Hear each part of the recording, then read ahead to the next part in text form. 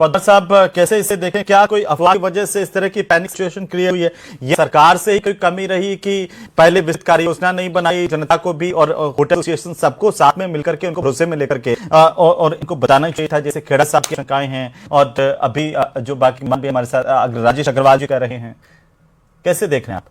हाँ देखिए, निश्चित रूप से इसके अंदर अगर थोड़ा थोड़ा कर देखेंगे तो बहुत सारे कारक आपको मिलेंगे। पहली बात इस तरीके से मैं आपको एक बात कहूँ, अपने राजस्थानी के अंदर कहावत है कि जब बाढ़ खेत को खाने लग जाए तो वहां पे फिर फसल की मत कीजिएगा। ये बात मैं इसलिए कह रहा हूँ कि जिस तरीके से जो सरकारी आपूर्तिकर्ता जो स्थानीय कंपनियां हैं, कहीं ना कहीं इसके अंदर वो भी कालाबाजारी के अंदर जुट गई हैं।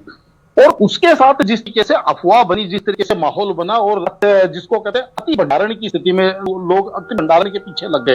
जबकि लोगों को ये चीज समझनी चाहिए कि भाई आप जब अति भंडारण करेंगे तो निश्चित रूप से आप ये मान के चलिए कि उसके और किल्लत के अंदर और किल्लत पैदा कर दिए। निश्चित रूप से देखिए यहाँ पे दो पहलू है। पहला पहलू जिस तरीके से अंतर्राष्ट्रीय रूप से एक एसआरपी का वातावरण है, तो इसके अंदर भारत के अंदर भी थोड़ा सा प्रभाव होना निश्चित है। लेकिन ये जो अफवाहें हैं ये फैलती क्या है, इसके अंदर के मेरा मानना है कि आपकी सरकार की कहीं ना कहीं लोकप्रियता और विश्वसनीयता में कोई कमी होती है, तब आकर के अफवाहें प्रबल होती है। मैं ये बात इसलिए कहूं क्योंकि आपको पता होगा कि जब 70 दशक के अंदर भारत एक महाकाल के मतलब एक ऐसे बड़े भीषण काल से कर रहा था। जवाब लेता हूं मैं, एक बार जवाब ले लूं वापस मैं वापस आ जाऊं।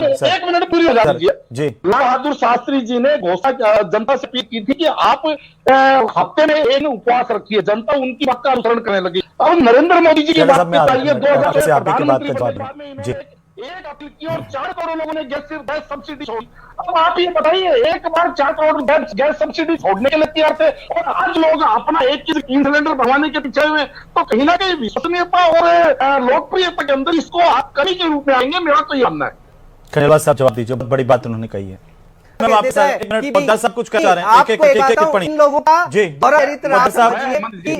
हेमंत जी इनसे प्रश्न करना चाह रहा हूँ, सबसे पहले आप निर्यात को कमजोर है तो पहले जाति जनता के लिए सुनिश्चित करने के लिए निर्यात को तो बंद करवाइए, लेकिन जिस तरीके से जो बाकी कंपनियां अपने लाभ को देखते हुए निर्यात में भी निर्यात लगी हुई है, तो जनता को भरोसा कैसे होगा? हेमंत जी मुझे बताइए आप। वही स्थिति है, सबको इस आपदा के अंदर अवसर खोजने की बजाय सरकार का साथ देना चाहिए।